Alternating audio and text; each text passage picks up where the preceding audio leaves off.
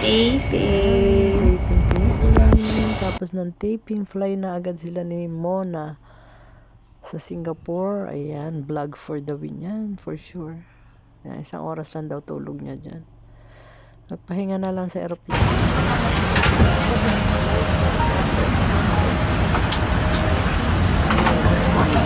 Singapore 6.